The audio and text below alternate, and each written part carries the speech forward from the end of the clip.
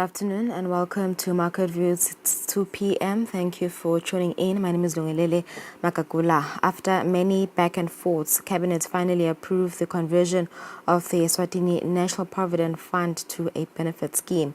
Under this form of pension scheme, at retirement, a member will receive a monthly payment until they die, as well as a lump sum payout, which would be a certain percentage of the entire savings calculated on the years one had been part of the scheme.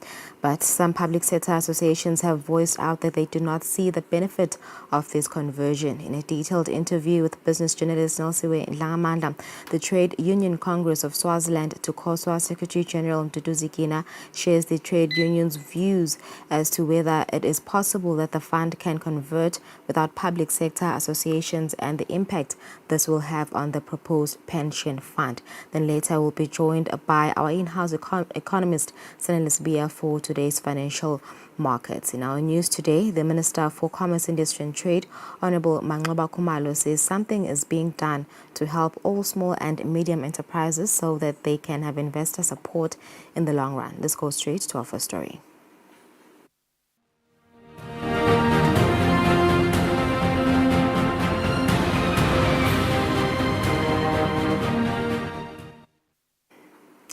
Local industries, especially those in the brass and rubber sector, have raised a concern there is no policy that compels investors to support local businesses, hence their businesses are failing.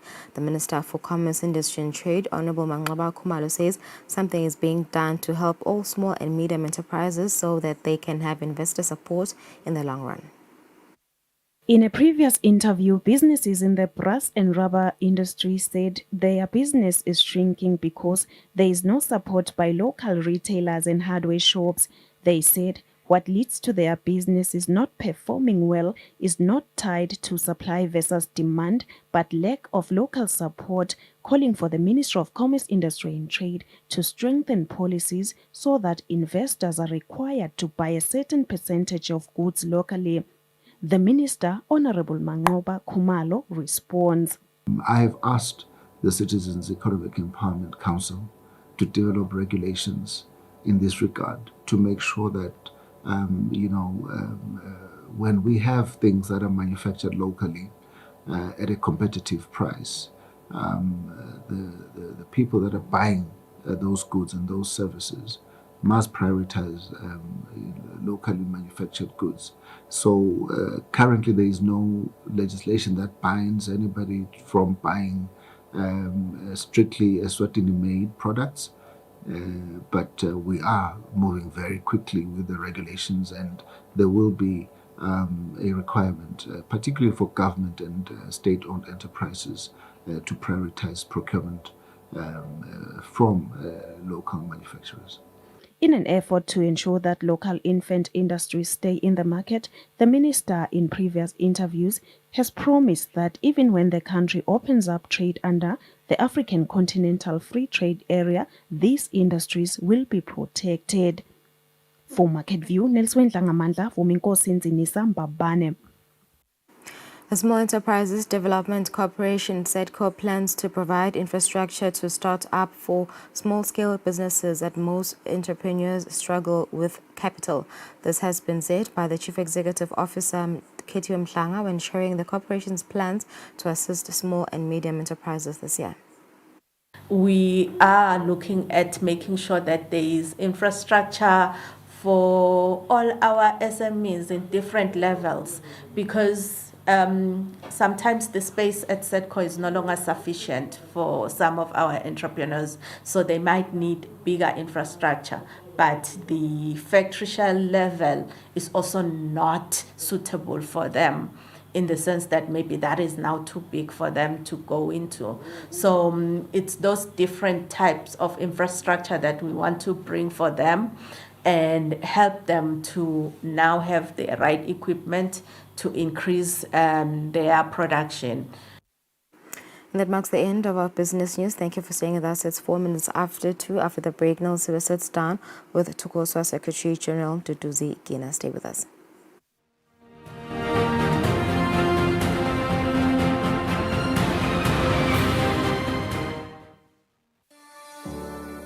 Eswatini TV has signed a code of conduct that is enforced by the Eswatini Communications Commission. We are committed to reporting news that is accurate, comment that is fair, and programming that does not amount to hate speech or the description of gratuitous violence or explicit sex. For any complaints of our programming, please contact us on 2411-9600 or email info@eswatinitv.co.za.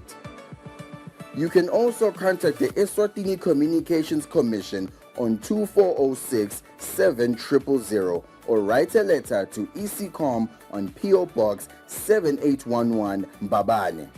Email address is info@ecom.org.sz.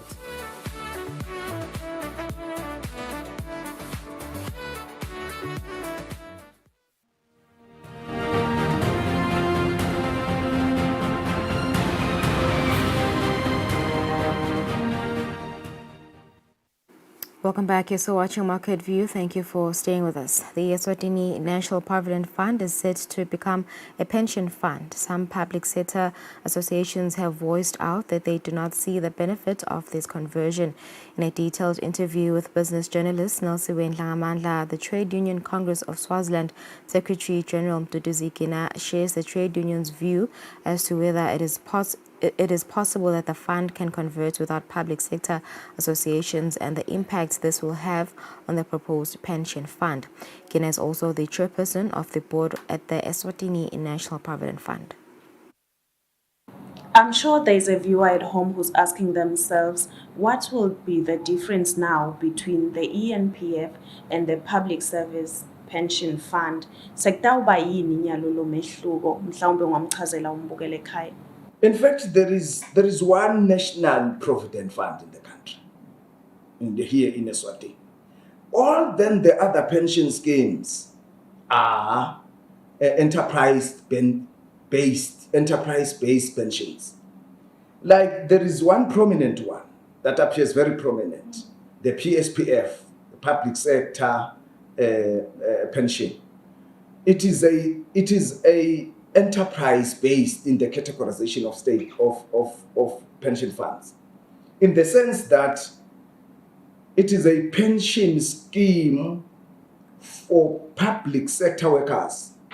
To put it simpler, it is a pension scheme for government salaried workers, which then now is in terms of their contract of employment with the government. The difference, though, is that with the PSPF is a pension fund. It's not a provident fund. The PSPF is a pension fund, and it pays pension to retired public sector workers. And it pays a particular portion as a lump sum. Then it pays the rest of the benefits on a monthly basis as pension. This is the same arrangement that we envisage it must happen with the provident fund after it has been converted into a pension fund. The contributions, how they happen. With the PSPF, it is only workers that are employed by the government who are eligible to contribute. But it is important to state that if there are a lot of workers who are salaried by the government, who are then now contributing to the provident fund. Those that are in contract workers employed by the government are contributing to the ENPF. On the ENPF part, all private sector workers, they are members of the ENPF, and they are not members voluntarily. ENPF and PSPF, both of these institutions are forced savings schemes. They are forced pension schemes because there are legislations that establishes their existence. And then now, the whole arrangement with the pension is then now saying every worker in the country, for the pension to be managed enough to cater for a pension of the ordinary workers working in the factories, the workers working in the construction sites, the cane cutters, and the workers working in the forestry and all the other vulnerable sectors. At least they must also have a floor to fall to in the event they then get to be retired. How can this conversion, Secretary General, contribute to economic stability? I want to believe that this has been a thought through process, that there are good benefits even to the economy. It will assist the country in many ways. It would not only assist the workers, those that will ultimately benefit in the converted pension. In which sense? In the sense that one, there would be some kind of stability on a majority of workers.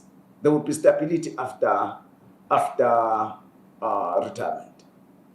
At least they will be having something that they will be receiving. How it will benefit the country? The country in the long run, there will be no need for the government to then now pay these social grants to people who are working. There is no need. What the government must do for people who are working to avoid the issues of social grants to even people that were working, it is to establish a mechanism for them to save for their future. And this is the platform where then now everybody must save for the future. And we are saying then that's fine. The last part, maybe I may have to deal with this, how we react to it. We would want adequate consultations to take place in respect of those of the workers that were not part of the ENPF. Those that were not part of the ENPF may have to be consulted because, as a matter of fact, the workers in the public sector have already indicated to the Federation that in as much as they are appreciative of the ultimate conversion per the demands of the workers, but they may wish not to be part of this process. Lokunye lenguvile lokuhlupha kakhulu tisebenzi ikakhulu leto letingekho ngaphasi hulumende noma-ke letingabhadalwa nguhulumende ukuthi engabe nyalo sekutawubalwa kanjani, siyathi uphindze ube ngusihlalo webhodi ka-NPF, engabe kutawubalwa kanjani vele? In fact, the issues of the public sector workers as they have raised with us is that one, now their contributions would have to be divided in between these schemes. Then now they have to, a portion of their contribution and a portion of their employer contribution is then now to be given to the then to be converted pension, and the remainder would then now be continue to be contributed to the PSPF, their original pension, and their concern was then now in terms of investment interests, as they would be investing on two pension schemes. There would be administrative costs that may affect the profits of their investments, resulting on reduced. You would recall that the PSPF, by its nature, is a defined benefit scheme. Once there is a reduction of some of their monies, some of their contributions to a different pension, their view is that it would reduce the benefit as defined towards their retirement. We don't want to ignore that, and then we probably would want to think it may likely affect their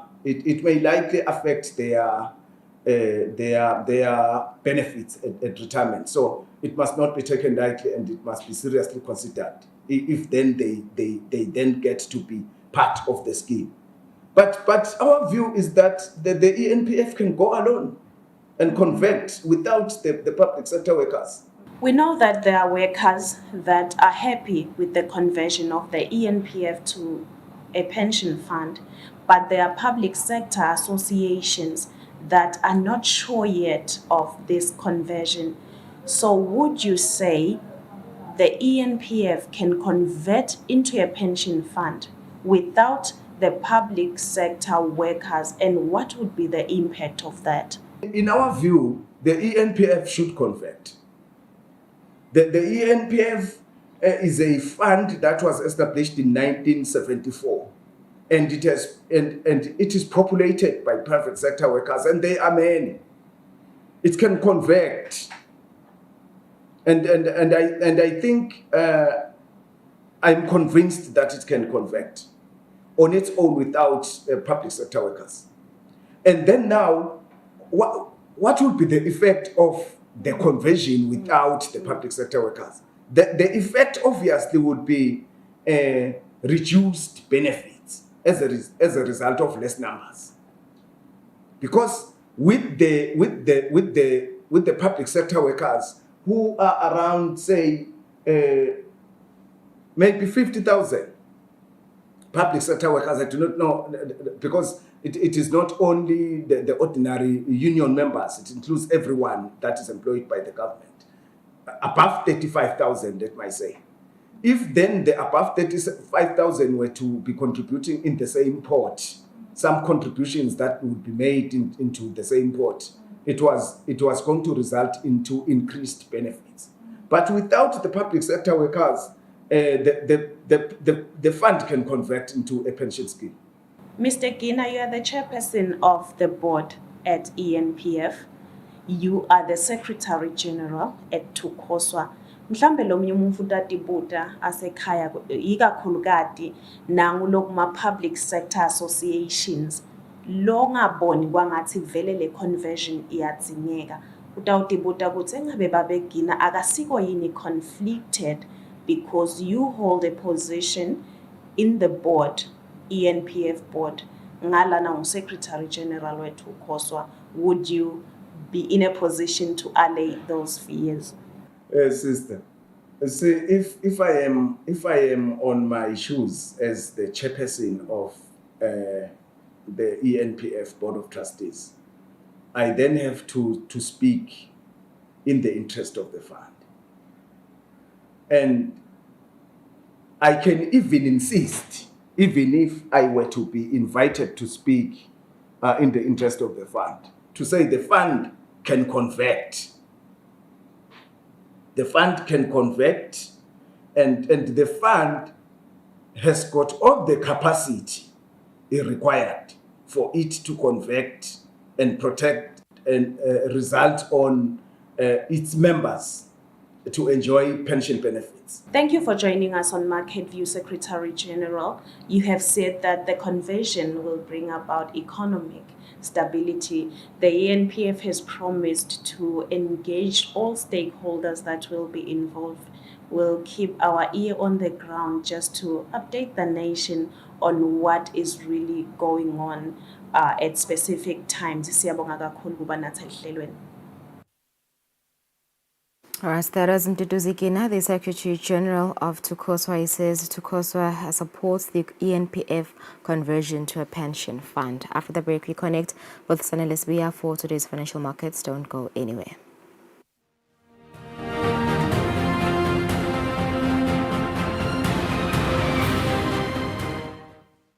Be sure to catch Business Watch every Wednesday between 2 p.m. to 3 p.m., where we feature the latest updates on business news, market trends, and exclusive interviews with industry leaders, as well as insights on emerging small and medium enterprises in the commercial sector. Business Watch, your business leader.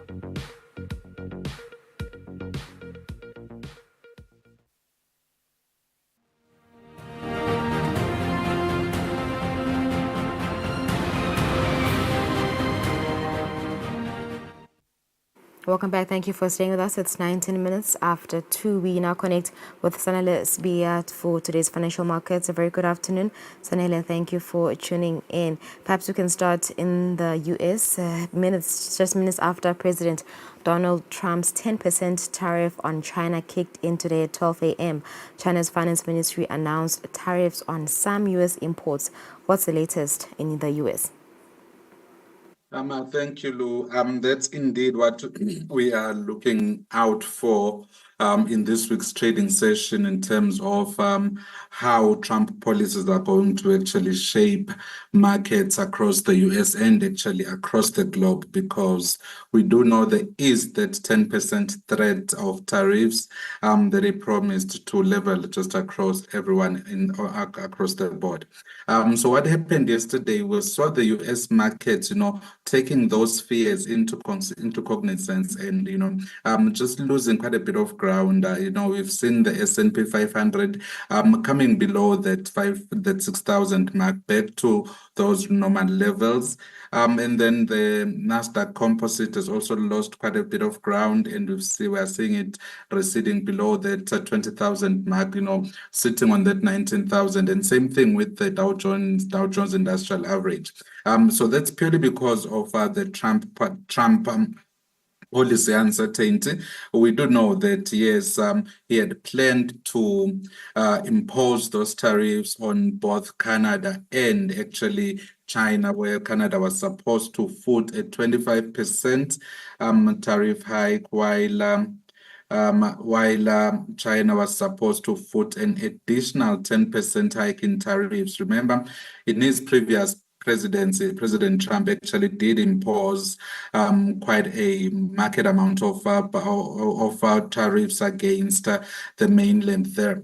So that uncertainty and lack of clear policy direction coming through from the Trump presidency is also filtering into the markets, because what the markets really want to see right now, Lou, is how are the Trump policies going to play out. So now this start and pause when it comes to those tariffs against Canada and also against Mexico somehow infuses more uncertainty into the market, considering that markets already jittery around what the Trump presidency would mean for markets. So that's what we are looking into, and that's what we are seeing happening in the US.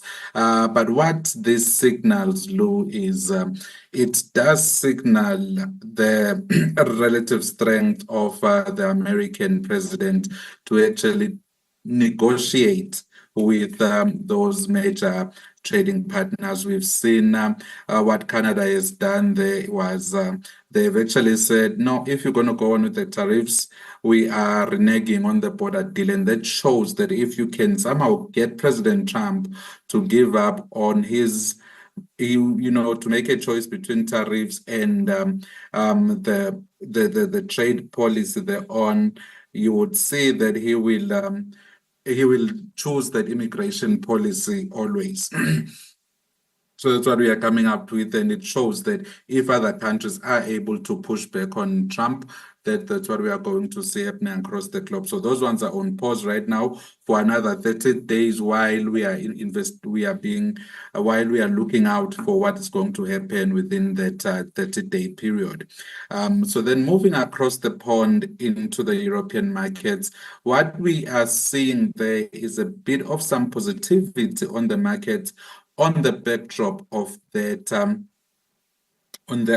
pause in those Canada and Mexico tariffs, because what it signals is the fact that Trump may hold down on broader tariffs against the European markets, and we're seeing that boding well, more especially in Germany and France, where we know Germany is one of the major exporters into in terms of the automotive industry and the steel industry. So that's why we're seeing those markets rebound today. We do know that within the UK, there are issues around the budget deficit and, what the UK is actually going to do to get back on its growth footing. Remember, right now we are on the 5th year of that Brexit exit, of that Brexit, that historical Brexit story. So right now, what analysts are looking into is the fact that the fundamentals have not yet returned within the UK markets, and the costs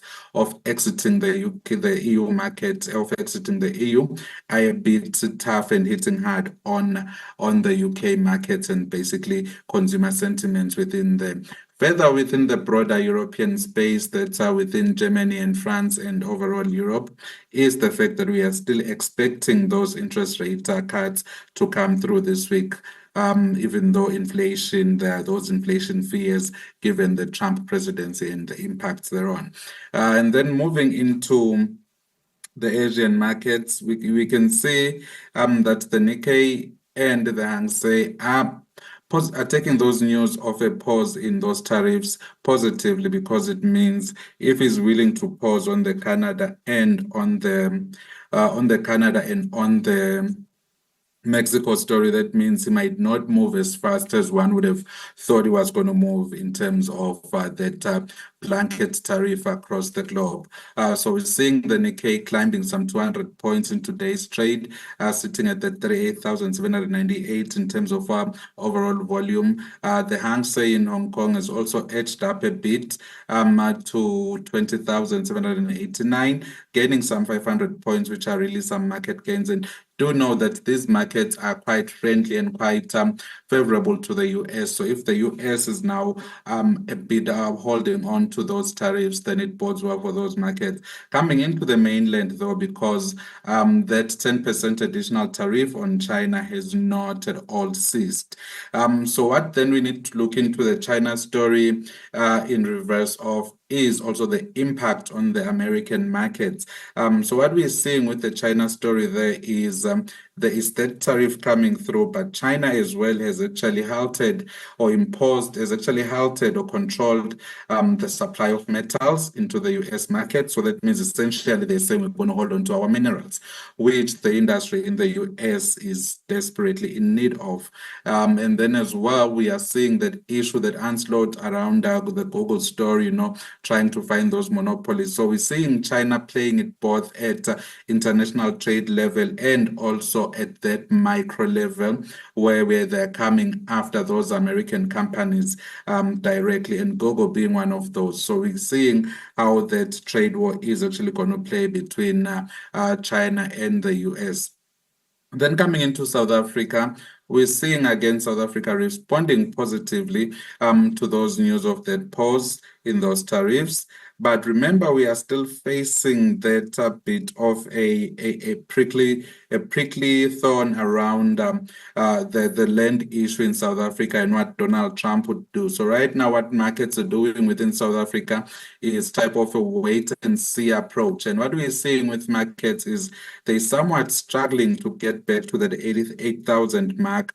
That's purely because there's that land issue, and we've seen the return of load shedding into the market. So right now we're seeing that rally being pushed by the fact that we're moving into the State of the Nation address, and we do hope that President Ramaphosa will on Thursday highlight to the nation how it's going to solve those load shedding issues. And then domestically within the Eswatini Stock Exchange, we're not seeing much movement there. There hasn't been any movement.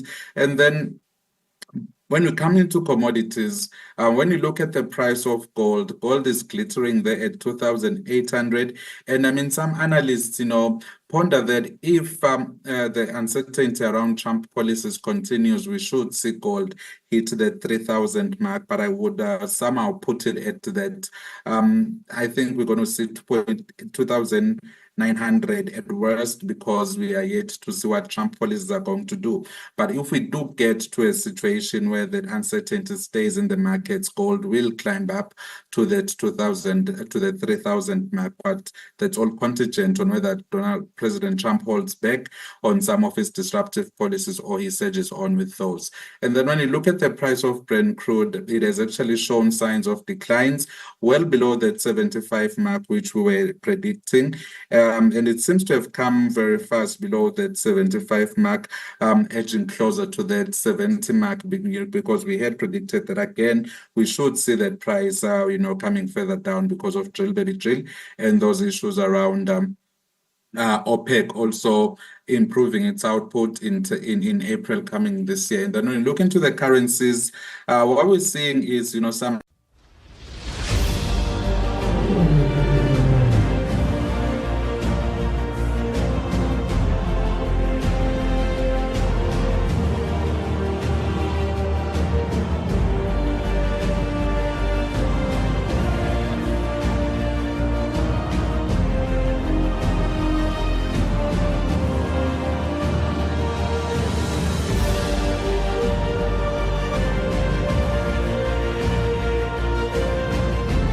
appreciated. And that's it for our Market View episode today. Thank you for tuning in. But if you've just joined us, worry not. You can still watch this episode on our YouTube page.